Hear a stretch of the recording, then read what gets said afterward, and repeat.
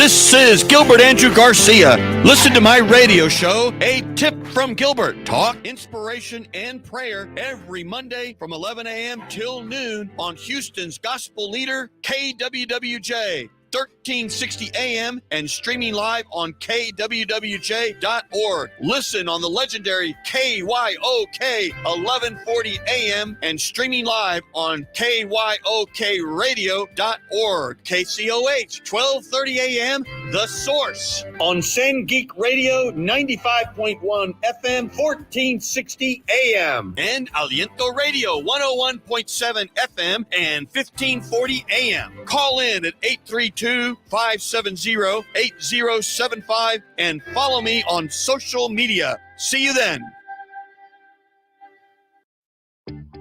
This is Gilbert Garcia of A Tip from Gilbert. Houston's not working for everyone. People don't feel safe. Potholes are everywhere. Water bills are skyrocketing, and minority businesses are struggling. That's why I entered the race for mayor. Read about my 100-day pledge to Houston at GarciaForHouston.com. Thank you. Political ad paid for by Garcia for Houston campaign. All right, Houston, here I am, Gilbert Garcia, A Tip from Gilbert, talk, inspiration, and prayer. And this is going to be hopefully a fun show. Hopefully you'll agree with me.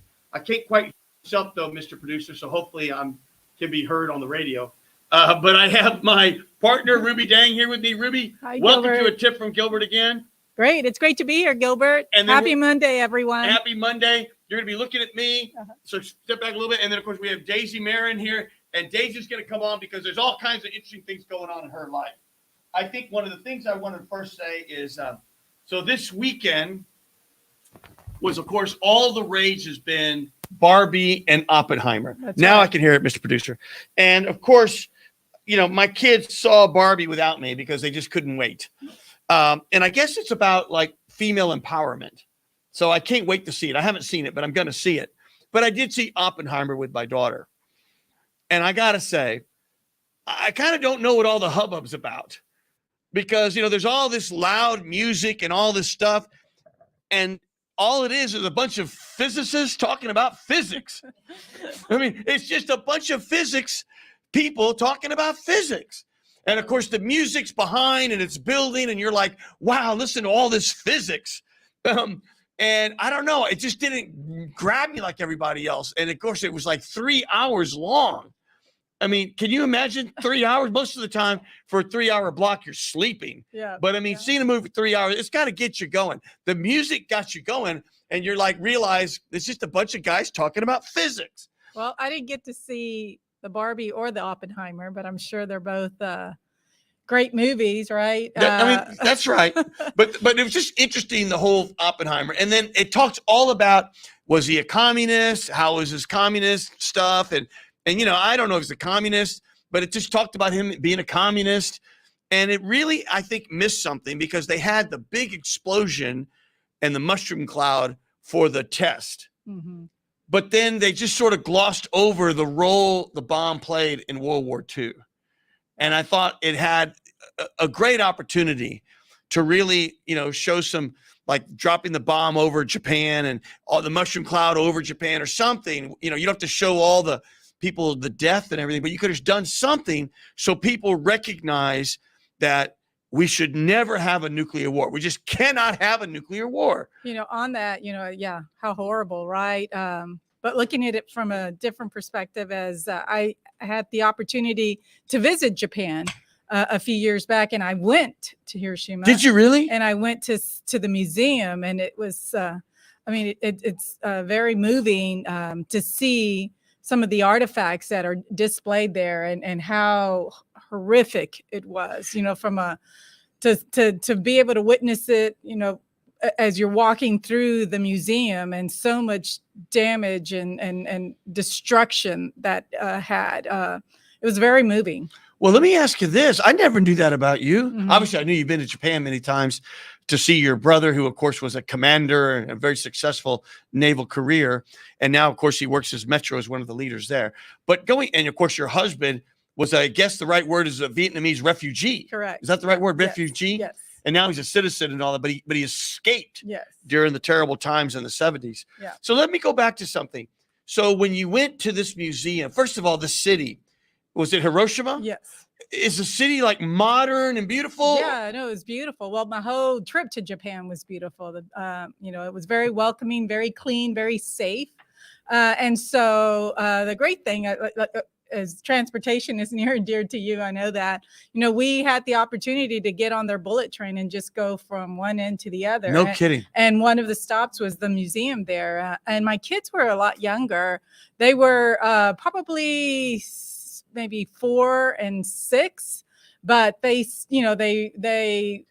really enjoyed the visit. But I remember when we went to the museum, they were a little ahead of us, and I didn't know what to expect, right? And as they went ahead of us to see some of the artifacts, I remember them coming back and just rushing back to us because it was very moving to them. Oh my gosh, Ruby.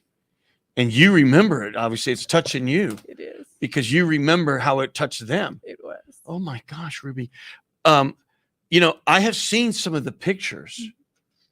It's horrible. It is. People's skin just falling off. It's terrible. Terrible.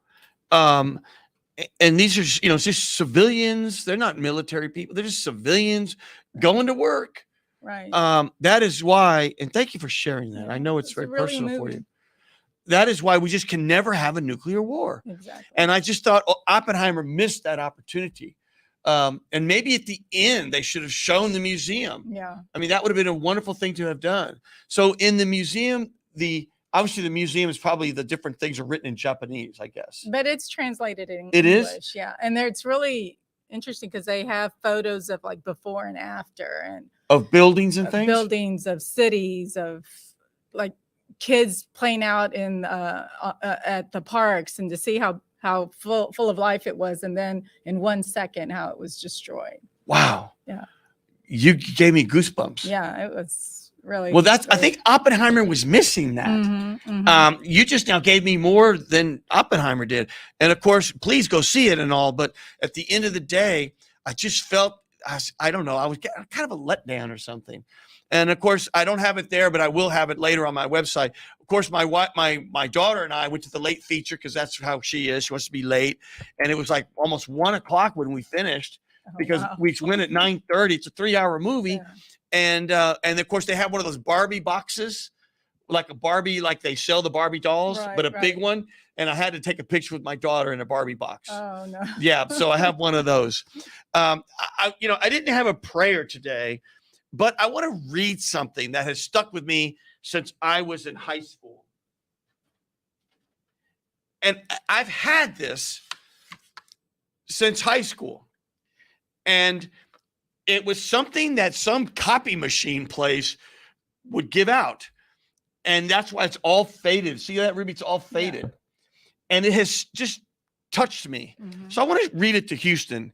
So Houston, whenever I'm a little down or something, I will read this. And it says, "This is the beginning of a new day. God has given me this day to use as I will. I can waste it or use it for good. What I do today is important because I'm exchanging a day of my life for it. When tomorrow comes, this day will be gone forever, leaving something I have traded for it. I want it to be gain, not loss. Good, not evil. Success, not failure. In order that I shall not regret the price I paid for it." I don't know. It just makes me just reflect on life and how, at the end of the day, we are giving a day by God every day. And you just can't take it for granted. That's true. And you cannot guarantee like, I'll just, I'll have many more days. But you know what? You don't know. Never know. Only God can grant us those days. And that is why make sure you tell your loved ones you love them.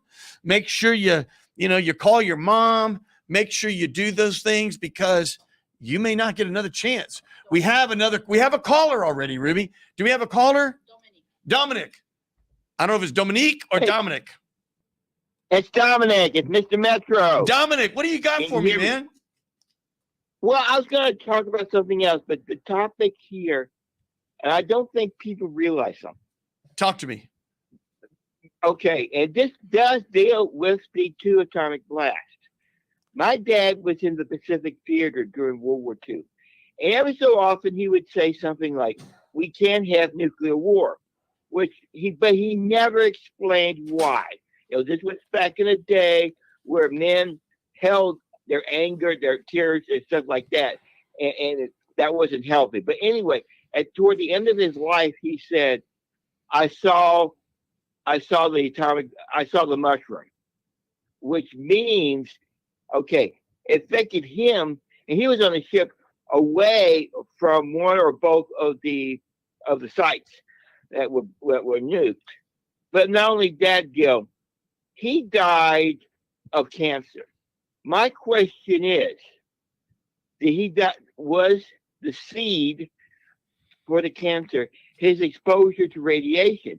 Because if he saw the mushroom, he was irradiated at that point. And the second thing is, my sister died of cancer. Wow. And my question is, when my dad was irradiated during one or both of the blasts, was his DNA damaged, particularly where the male stuff is produced for intercourse?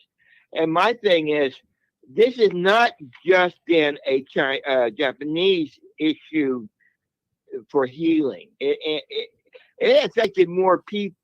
Granted, the Japanese at those two cities got it. I mean, I would say 99.9% of it. But I think we're forgetting all the service personnel and all the, maybe they were hiring some people to work the ships and stuff. Were also irradiated, and we don't have any figures how many people were irradiated from the military side, or it's in the Pentagon somewhere, and they're not going to let that out. That's a real good our own servicemen. Dominic, that's a really good point, because you also heard about it in Vietnam with Agent Orange and all the other chemicals that were spilled and in fighting that war. And again, soldiers coming back with all kinds of breathing disorders and all kinds of things. So, that you bring up a great point, and we'll never know. We really will never know. And Gil, my thing is, I'm colorblind, I'm tone deaf. I'm beginning to, I have to ask the question, was this naturally in my gene pool coming from my parents and grandparents and so on and so forth? Or is this the result, again, of my daddy's sperm being damaged because of irradiation? I mean, we'll never know, but I think that is something we need to look at when we go into a situation, or give stuff to another country. I think we need to say, how is that going to not just hurt the enemy? Is it going to hurt us? And I think that needs to be discussed. Well, I think with that, I think I've said enough. I'm going to send it back to you, Gil. Thanks for letting me speak. Dominic, thank you. Dominic's such a thoughtful guy. And at the end of the day, the moral to his story is you got to think about the ramifications about everybody, because this is one Earth, one planet. And if you start doing things that, affects the atmosphere and all these sorts of things, well, it's going to affect everybody. Right. And that is why we cannot think about we're solo anymore. The Earth is getting smaller and smaller somehow. So I appreciate Dominic sharing that with us. And Ruby, I really appreciate your story about going through that. It clearly moved you for all the reasons. Yeah, exactly. And I'm sure there are still many survivors. Well, I know that we have a lot of people calling us, and we had I thought we had Guillermo on there, Gallegos, the Speaker of the House over in the government of El Salvador. I thought we had him on a little while ago. He probably's on. At the end of the day, I know we're going to have Daisy. Guillermo, are you there? Oh, Orlando Sanchez, are you there? I'm here, Gilbert. How are you? Orlando, thank you for coming on the show. A tip from Gilbert, talk, inspiration, and prayer. Of course, most Houstonians all know Orlando Sanchez because he's really given a lot of his adult life to public service. Orlando, welcome to the show. And let me ask you this, Orlando. Who really got you going on public service? Was that your family? I mean, how were you bitten by the bug to really give back? Funny story, Gilbert. I blame it on the Huffines family. Both Roy Huffines and Fred Hoffines. As you know, Roy was the county judge and the youngest mayor of Houston, and then his son Fred became mayor. And that's the whole reason my family came to Houston, is because my father was the first Spanish voice in Major League Baseball. He was recruited by Roy Hoffines, who was part owner of the Colt 45s, who became the Houston Astros. And so that's how I got the bug. Orlando, I didn't know any of that. Holy I didn't cow. know we were the What a Colt great 45. story.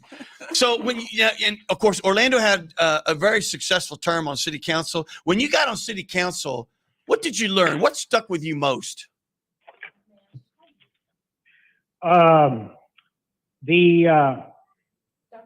The ability to affect the average citizen's life. You know, when I got on the city council, Gilbert, we had just come out of the deep depression in the 80s, where oil was trading very low. Our downtown buildings were empty. We had no sewer capacity. The police academy had been closed. Infrastructure was lacking. We were under EPA sanctions you remember when the streets would flood, the sewer would go into the storm sewers and go into the bay. We had all kinds of problems. And, you know, working with Bob Lanier as mayor, we fixed it. We issued a lot of money, though, in debt. This is something you know about. We issued $1.7 billion worth of debt to rehabilitate our infrastructure. So that's what I learned, that in public service, and by the way, you too have been in public service most of your adult life. So we thank you for that. Not only running for mayor now, putting your time and your resources into it, but you also chaired a multi-billion-dollar operation known as the Metropolitan Transit Authority. So you know that our decisions do affect the average citizen's life. Amen to that. And that's why you got to use it for good, That's right. especially when you're in a position to use it for good. Well, let me ask you this, Orlando, because, you know, you are really, I don't want to say an expert, but you're kind of the closest thing to an expert. You've run a couple of times. You've served many years as the county treasurer. You know, they've been talking in my life. I feel like we've been talking about it for 40 years, the Hispanic giant. You know, when is the Hispanic giant going to wake up? You know, what do you see out there? How can we get Hispanics to start really engaging and voting? Do you see the same issue, the same challenge?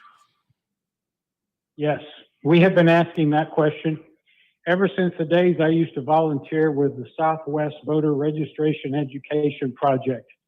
Back in those days, the stalwarts of the Hispanic community, John Castillo, Ben Reyes, Betty Maldonado, you know, tried to get Hispanics to have a voice in local government.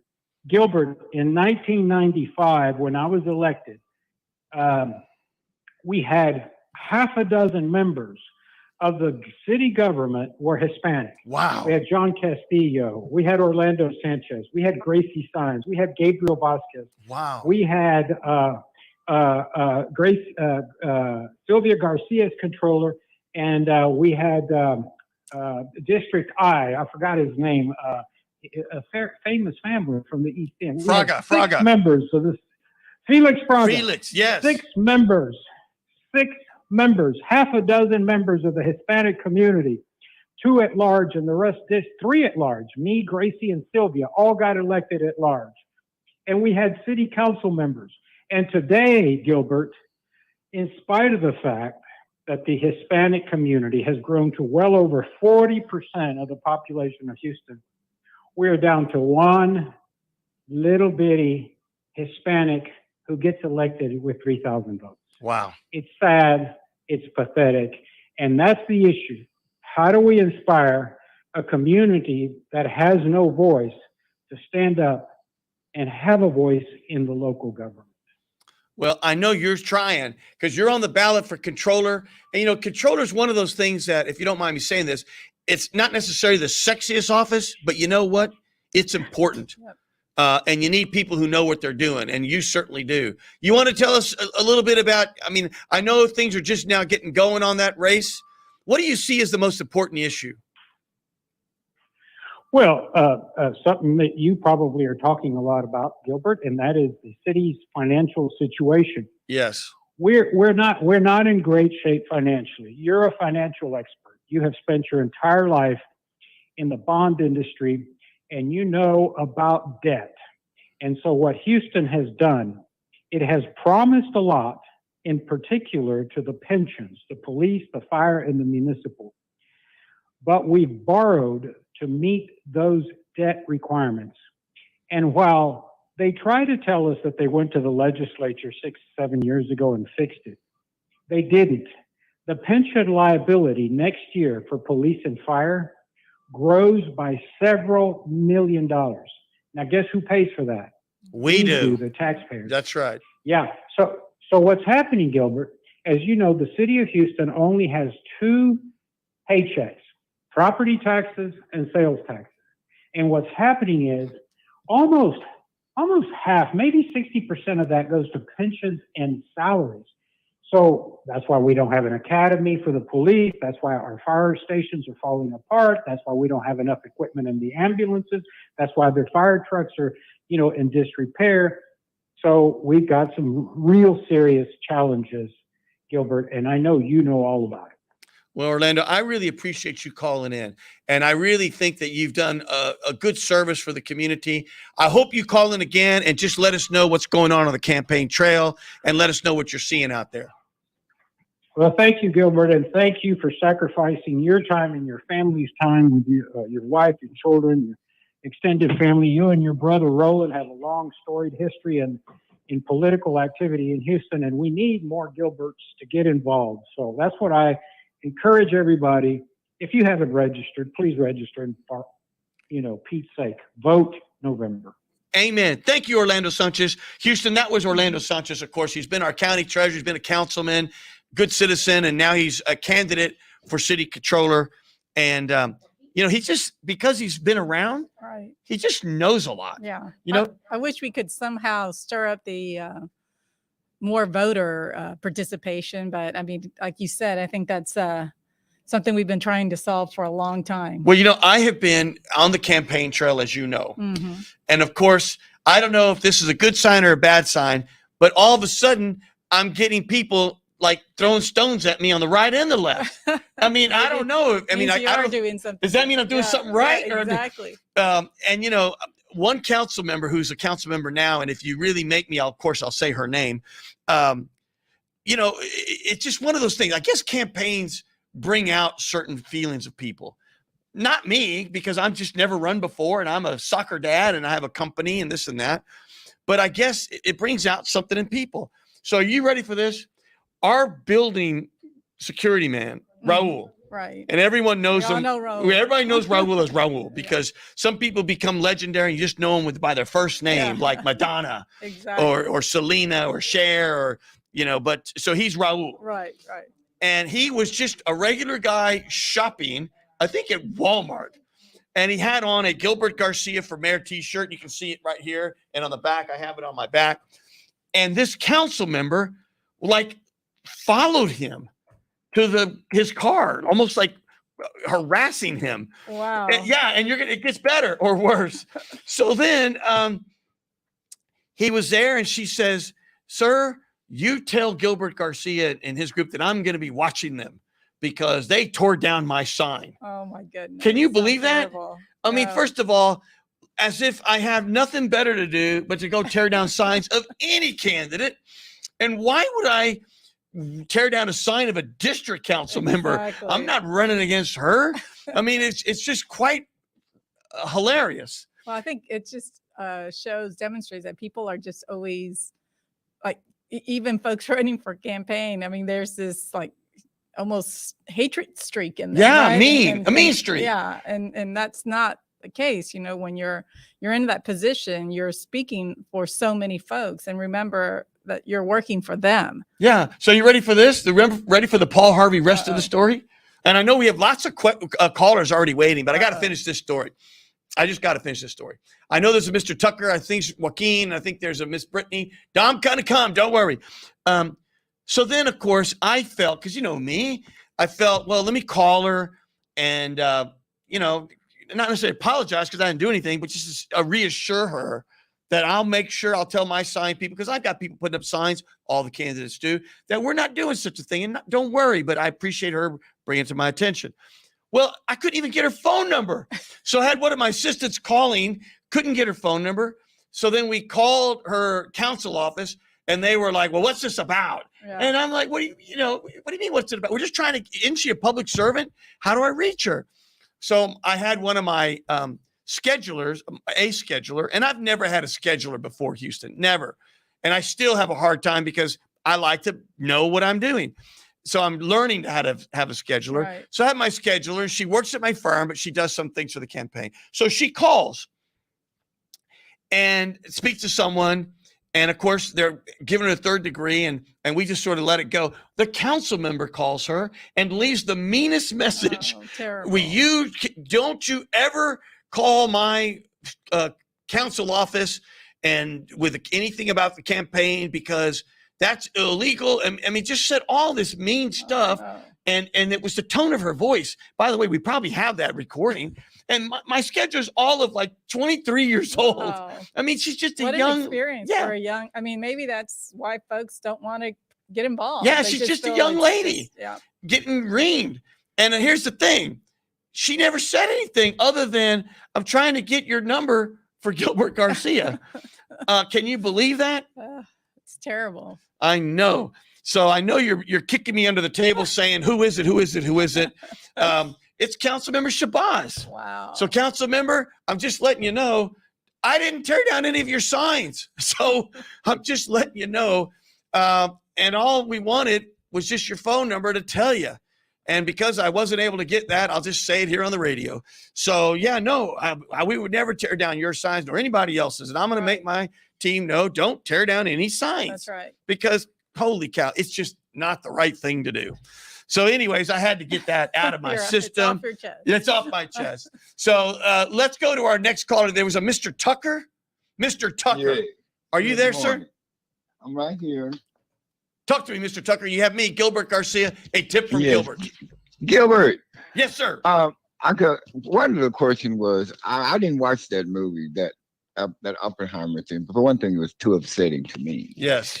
And the second thing is, I've heard, I don't know where I was, what church I was in, but it said somewhere that man is going to destroy himself. God ain't gonna have nothing to do with it. And did you know that everything is in place for that prophecy to come true? Did you know that? Well, Everything. you know, I didn't know it, but now that I'm hearing you and I'm thinking about the movie and I'm thinking all these things, you know what? I get it. I mean, these nuclear weapons, we just cannot use them, Mr. Tucker. We just It's cannot. just about, and what you see, but it's prophecy. That is what's so upsetting here, because that is prophecy. I don't know if it came from the mouth of God but man is going to destroy himself. God said, I have nothing to do with it. He's going to burn up the world. He's going to burn it up, and everything's in place for that. Now, I heard, are the firemen still working without a contract? Yes. Police fire department. Can you believe that? What? I mean, I say the same thing. What?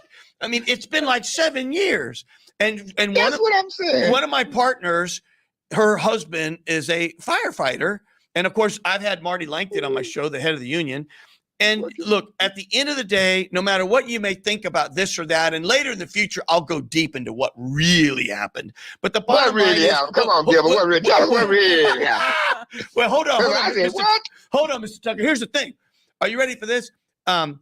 So the voters overwhelmingly voted for pay parity, meaning the voters spoke, and it wasn't even close. It was like 3-1. And here we are wasting money on all these lawsuits. And by the way, Mr. Tucker, we're really paying both sides of that lawsuit. And I've had Marty Langton on my show, and he has said to the mayor, let's just get in a room and visit. And the mayor wouldn't do it. And he says, let's just go to arbitration. And, here we are with no contract. And morale is just not where it should be for those firefighters. And that's what I'm saying. And that should not be, because, I mean, you can't work a man without a contract. I mean, and that's what I'm saying. And then the politicians wonder why they can't get us to vote. That's right. Vote for what? That's because true. y'all ain't gonna. They're not gonna do. They're gonna promise you the moon and deliver nothing. So and You're right. It's true. and we're going, and the mayor's race is going to be that's going to be hard for me because both of those candidates are good candidates, both of them. Whitmire and Jackson Lee, those two in my mind.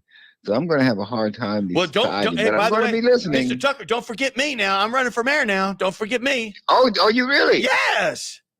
Well, I'm gonna listen. I'm gonna listen for you because before I go to the polls, I listen. I listen Good. very carefully. Very carefully. Good. No.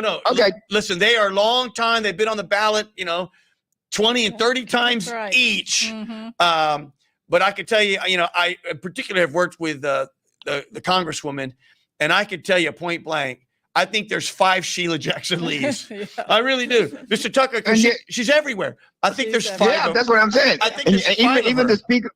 even the Speaker of the House. How many times did they have to take a vote before we even got the That's Speaker of the true. House? I was Yeah. getting tired of even listening to that. Well, the other thing about the congresswoman is, I was at Metro and we got that $1 billion from the federal government. And even though she's my opponent, so to speak, at the end of the day, I'll call it like I see it, Houston. We would not have gotten that money without Sheila Jackson That's Lee. right. I bet you she had the Secretary of Transportation. She was just browbeating that man to get that $1 billion. And you know what? We got it. And thank you, Congresswoman Lee. There's no doubt. So you see how hard that's going to be when it comes down to the vote. I got We're going you. to have a real hard time deciding who we want for our next mayor. Thank you, Gilbert. Mr. Tucker, thank you for coming here. So we got another caller already, and I think it may be, is it Joaquin? Joaquin. Hold on a minute. Joaquin, are you there? Joaquin. Yes. Can Are you hear me? Joaquin, is that you? Gilbert? This is me, Gilbert. How you doing? You caught I'm- me on my lunchtime. Well, I'm so glad I got you. Before you we go, can I just mention one thing? I knew a Joaquin in my at college, and we used to call him Kenito. Is that the Benito? nickname? Kenito. Does anybody have a nickname for Joaquin or no? For you? There are no nicknames. As young as that I could remember, as many times as they've been trying to give me a nickname, I've always said they're gonna learn my name. Yeah. It's a special name. My dad gave it to me, so I'm gonna wear it with honor. So Joaquin Amen. has always been it. Well, Joaquin, tell me this before we get into anything about you're running for council. I know. Before we get into any of that, tell us about. Don't you have a son? You have children, do. right? Tell me about your I son. do. I remember your son when he was young. How old is your son now? So Joaquin, and he doesn't like to be called Junior because he has a middle name. Ah, And I want to respect that. But Joaquin's 17 years old. wow. He's going to be a senior this year. So I soon to have a graduate.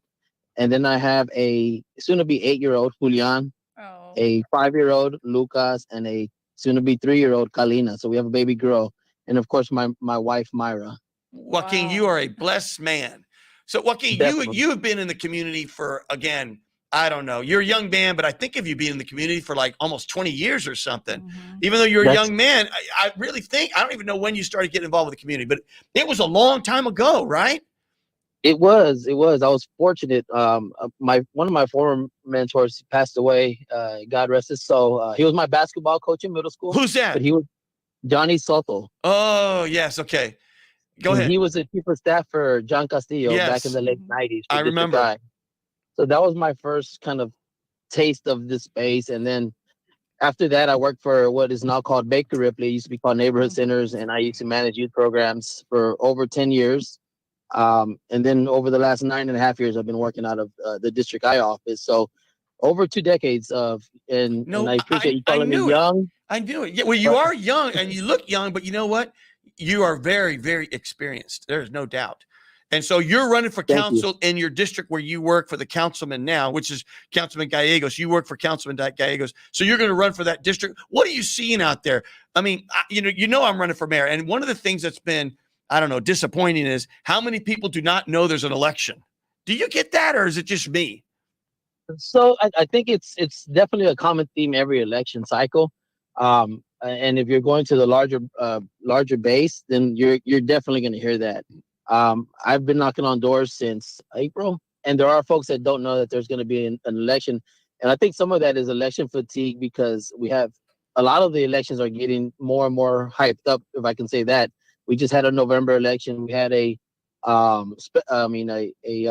primary last year. So elections are starting to come around more and more. And so I think some folks are having some election fatigue, but you can never, you're never going to find somebody that, or a community that everybody knows that there's an election. So we need to keep knocking on doors and making phone calls. So what do you think is the biggest issue for you? I mean, when you say, you know, I'm going to do these 2 or 3 things, what's your district really want?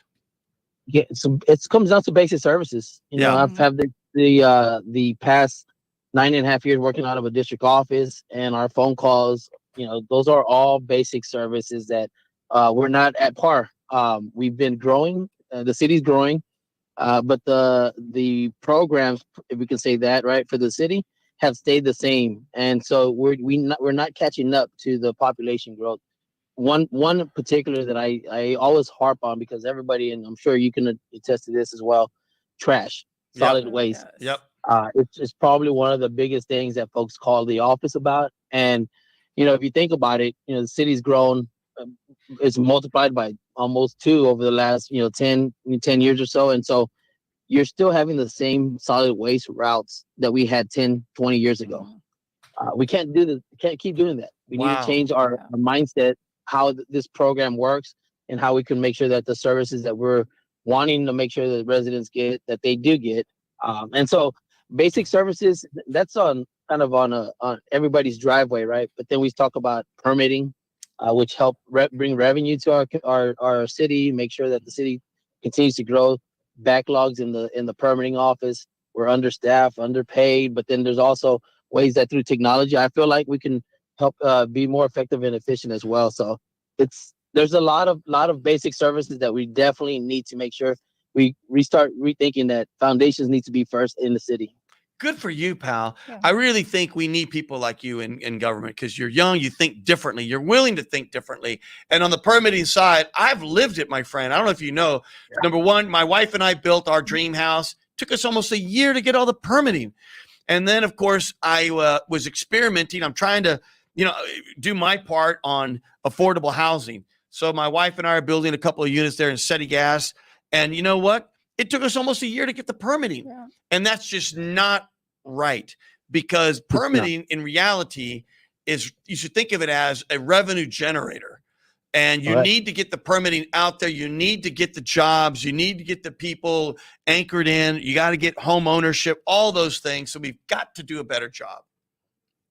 100% agree. And that's one thing for me, honestly, come day 1, January, I'm ready to get to work, roll up my sleeve. You know what?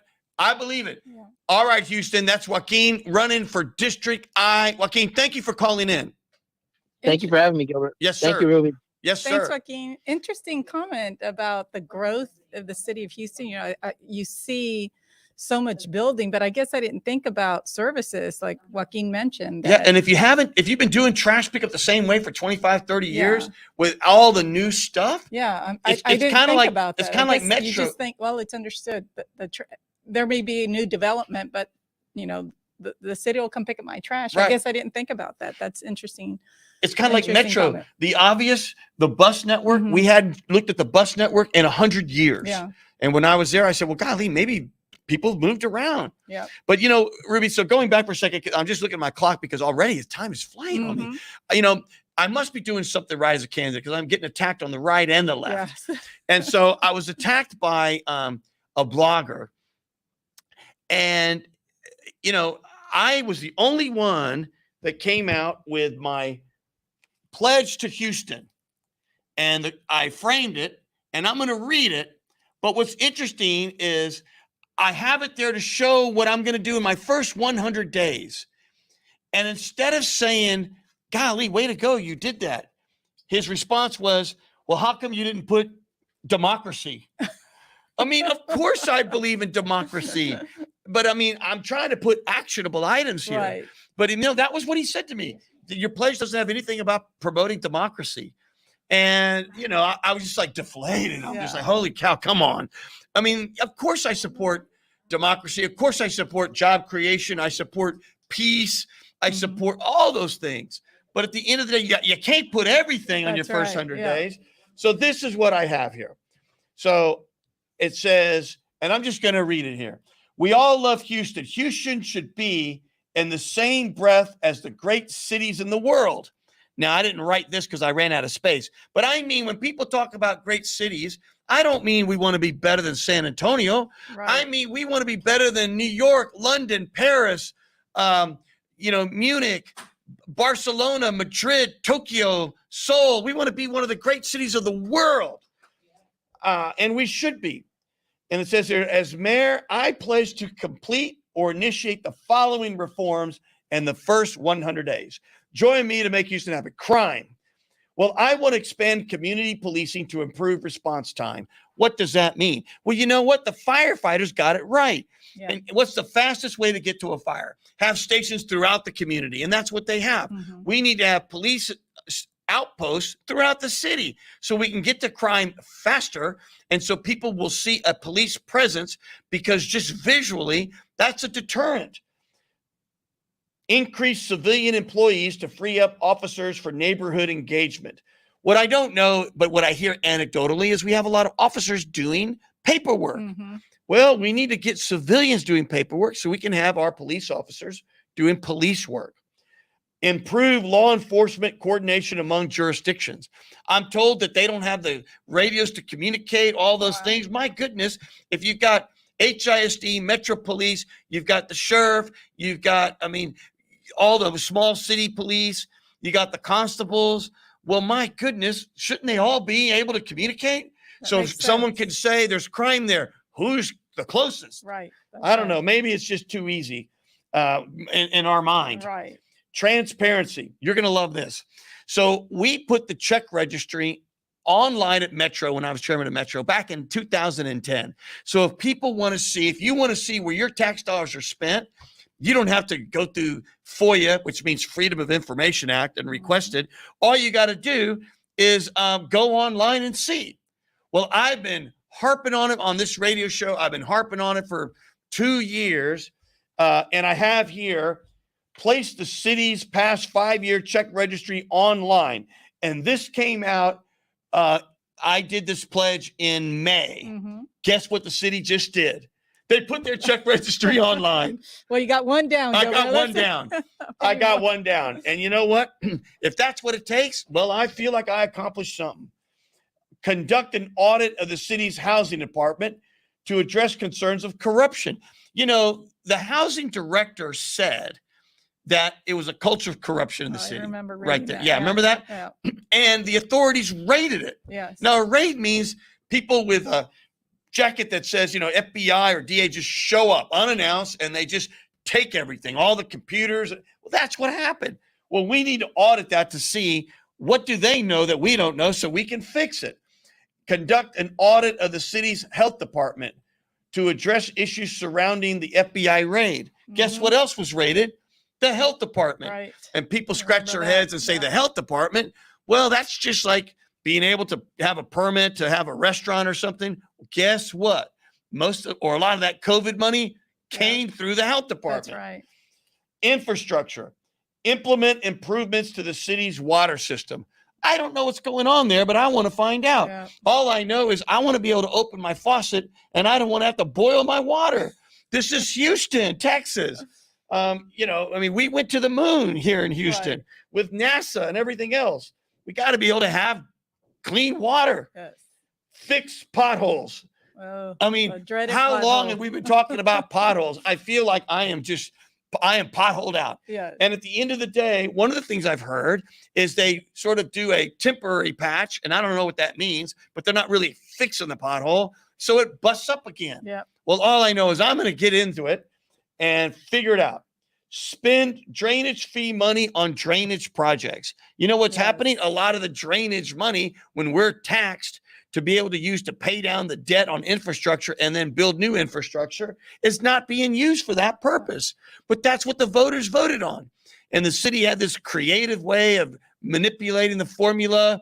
At the end of the day, it's not that they did that. It's that the taxpayers should know Right. what's going on with their money. Finances.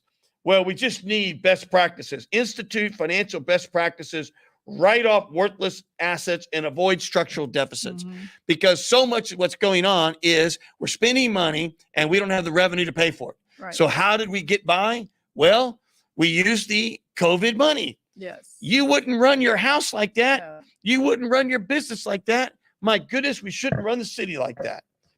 Quality of life for all Houstonians. Address affordable housing challenges in Houston and collaborate with local groups. That's a different sentence. Collaborate with local groups regarding stray animals. Evaluate recent car lane eliminations to prevent future traffic nightmares. Increase fines now for illegal dumping. Audit the recycling program. At the end of the day, those are the things that affect us day to day. Mhm. And ultimately, affordable housing, well, I'm experimenting, and I now know one of the problems is permitting. Local groups on stray animals, look, I understand it is a big issue. We got to look at that together. One of the new things is, and I love bicycles, but at the end of the day, they're taking two car lanes and putting a bike lane. And all I want to know, very simple, and I've met with the bike people, is what is the process? Right. Did anyone do some sort of analysis on traffic? Did anyone do an analysis on how many people will ride their bike there? They took almost a lane and a half in front of our building here downtown, and almost nobody rides that bike lane. Yeah.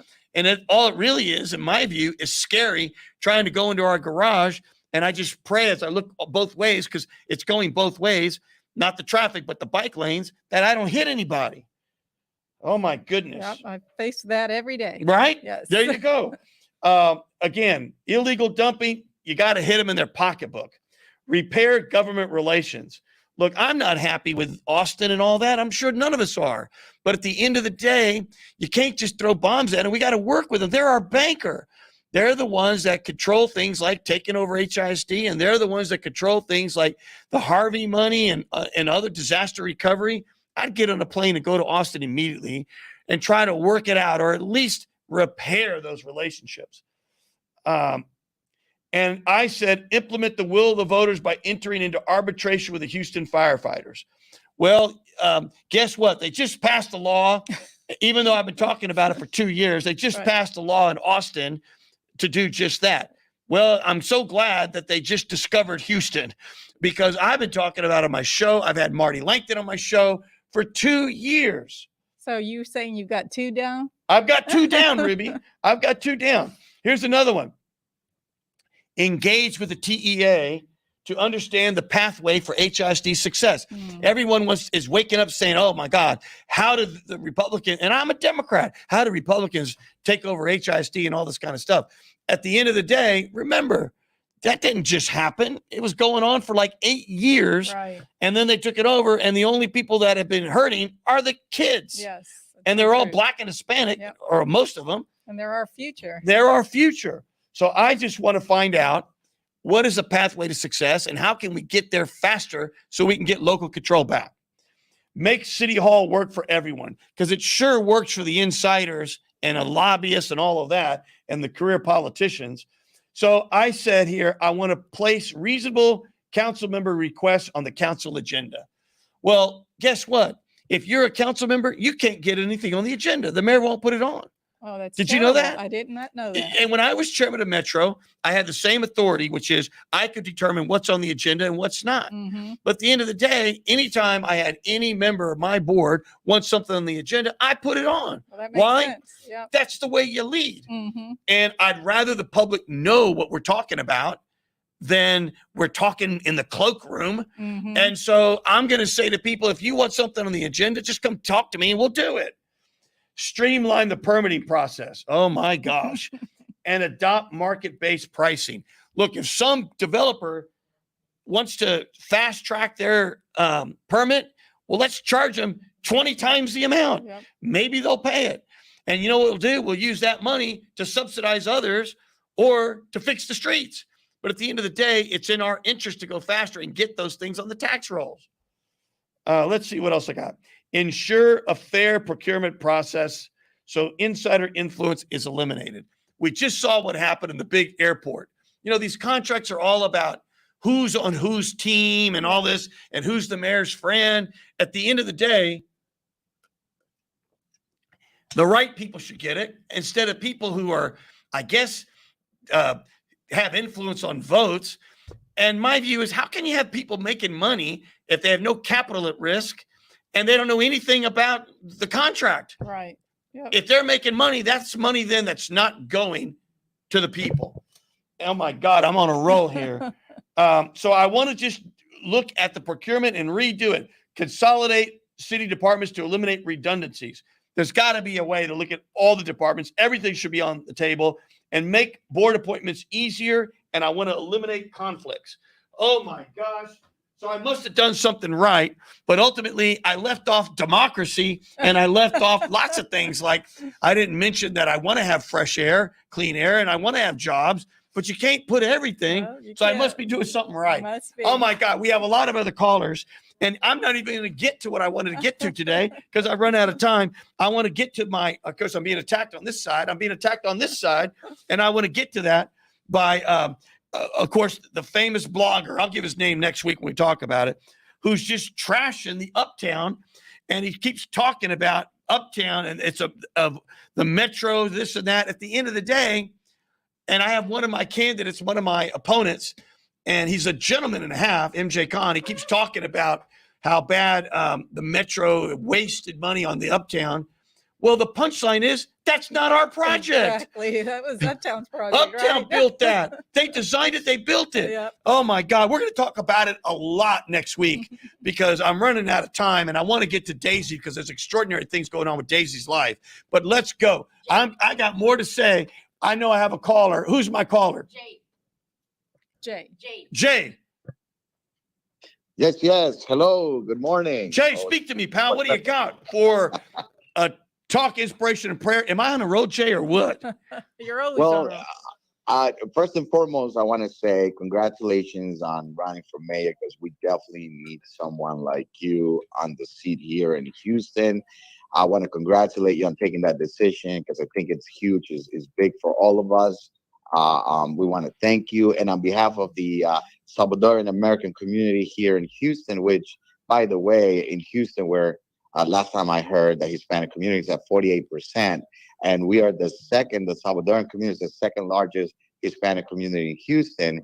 And so I hear you're going to be, for the second year in a row, in the Dia del Salvadoreño Houston Festival, which we are all very excited to be at and also to have you. And we want to say thank you on behalf of the Salvadoran American community. Well, thank you. It's going to be August the 6th. I still have tickets. It's all day, 12 to 10. And you know what? You don't have to be El Salvadorian to go. It's going to be plenty of food, plenty of beautiful traditional dress, lots of artists. It's going to be over there. Let me give that address. It's the George Bush Park. I can't read that address from here, Mr. Producer. Move over a little bit. 16756 Westheimer Parkway, 77082. It's going to be a blast. Yes, and then I want to remind everybody that it's a family event. So children under the age of 11 are more than welcome. Bring the kids. Come, everybody. Everybody's welcome. In George Bush Park, it's the second anniversary of the Dia del Salvadoreño. We're going to have many artists. We're going to have traditional, delicious food. Houston Dynamo is going to be there, kicking the ball with the children. It's going to be a major reunion, not for only the Salvadorans, for the whole Hispanic community here in Houston. Everybody is invited. We were talking about how the Venezuelan community it's getting involved with Houston. They're all invited to come. We'd love to have as many families as possible since we're making it so much family orientated. And within the food and the music and the traditional dresses, everything is going to be very fun. It's going to be an amazing day starting from 12 at noon all the way to 10 p.m. So we just want to invite everybody to come on August 6th. Jay, you had me at delicious food. Once you said delicious food, you tuned me out because all I could think about was pupusas. Pupusas. Oh my God. Oh my God. I hear you're a big fan of pupusas. Oh my God. My kids, they go pupusa crazy. And for those of you who don't know pupusas, just think of it like a thick tortilla, flour tortilla, and when you can kind of open in the middle and there can be beans in there or other things. It's just, it's delicious. I know we only have five more minutes. Jay, I appreciate you calling, my friend. And I hope you keep calling. And I'm going to see you at George Bush Park. You bet. You bet. All right. Thank you. Thank Yes, you so sir. much for your time. I know we have so many people that are still on hold, but I want to say a quick thing before I get Daisy on here. Greg Grugan, I want to say thank you to you and Fox for interviewing me. And it aired both on, I think it was Thursday night at 5, and then it aired Sunday morning. I'm going to play that in its entirety next week. So please listen to the show. You can see that and hear that interview. And I do want to talk about all this misperception and all this stuff that's just not true, or just the same old naysayers that want to keep us all down. I'm going to talk about Metro and what they're talking about next week as well. So I want to give Daisy Marin, because Daisy, we all know and we all love her. She's been my co-producer for so long. Are you ready for this? You are looking at a candidate for Senate in the country of El Salvador, representing what they call Diaspora. diaspora. Diaspora. Say that word 3 times fast. Diaspora, Diaspora. And that means everybody of the country that lives out of the country. Is that what that means? Yes, all the Salvadorians, we left the country 30 years ago because of the revolution over there, and now we live here in the United States and around the world. And you met the president. Yes, What I did. was it like to meet the president? Oh my God, Gilbert, it was amazing. He is so handsome. He has this beautiful smile, so much love for the people of El Salvador. Oh my God. If one of the requirements is to be handsome, well, then I guess I'm out from there. I mean, I have no chance. I mean, he's got his whole head of hair, and he's got a lovely wife and a baby and everything, right? And he's done so much for the country. He does. He did so much, and he's doing so much in a short period of time. Well, what do you want to do as a senator representing the diaspora? What do you hope to accomplish? Gilbert, for 30 years, we've been ignored by the previous government, and this is the first time that we are going to vote. In 30 years, can you believe we've been ignored? All the people that we left the country because of the revolution, we've been out of the loop. And he's doing that? And he included us. He giving us the opportunity. And I want to thank President Nayib Bukele for giving us the opportunity to vote. And I am so excited. Also, Guillermo Gallegos, I spent so much time down there visiting communities.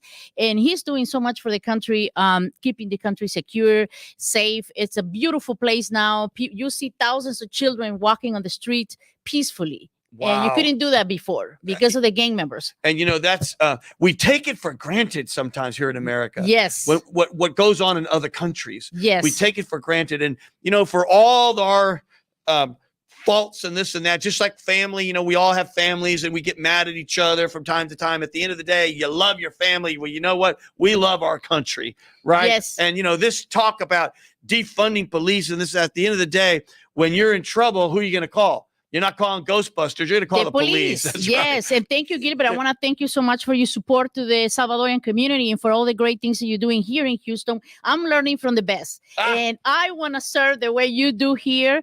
And I thank you and grateful. God bless you for everything you do. And everybody's invited to Dia del Salvadoreño. So Gilbert is going to be speaking. One of the main... you are one of the main sponsors of the festival, and I want to thank you so much. We are grateful, and we are asking people to vote for you. All the Salvadorian community, they're here. Guillermo is coming to help you with your campaign. Wow. Boy, I tell you what, I feel like a blessed man today.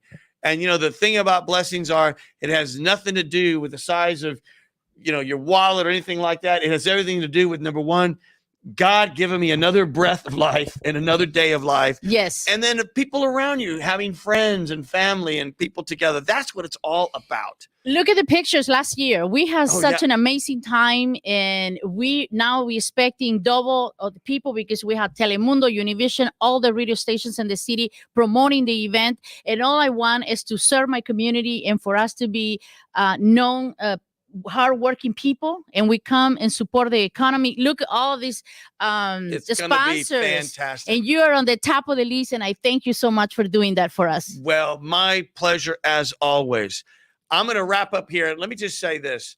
I've enjoyed this show. I really have. I've been doing it now for a little over 2 years, and I've had sex trafficking survivors. I've had many pastors. I've had other elected officials. When I have an elected official, I don't just have them talk about their politics or anything. I really talk about them as human beings and people. What inspired them? How did they get involved? What's going on with their families? So everyone out there in Houston, I hope you recognize that we're all in this together. And so when you're driving, when somebody cuts you off or something, don't get mad at them. At the end of the day, you don't know what type of day they're going through. And ultimately, we need to love our fellow human beings because there's only one race. The human race. And so I've learned a lot from some of the pastors who have been great inspirations to me, whether it's Pastor Childress at Covenant Glen, Pastor Farley, of course, Reverend Wooten, Pastor Miller. All these guys have been Cofield. They've all been such great inspirations to me. And so for all the pastors out there in the world, we really thank you for all that you do. Larinaga, Juan Carlos, Pastor Montes, all the pastors who do the Lord's work. We thank you for what you do. This is Gilbert Garcia saying, we will see you next time. Thank you. This is Gilbert Garcia of A Tip from Gilbert. Houston's not working for everyone. People don't feel safe. Potholes are everywhere. Water bills are skyrocketing, and minority businesses are struggling. That's why I entered the race for mayor. Read about my 100-day pledge to Houston at GarciaForHouston.com. Thank you. Political ad paid for by Garcia for Houston campaign. This is Gilbert Andrew Garcia. Listen to my radio show, A Tip from Gilbert. Talk, inspiration, and prayer every Monday from 11 a.m. till noon on Houston's gospel leader, KWWJ, 1360 AM, and streaming live on kwwj.org.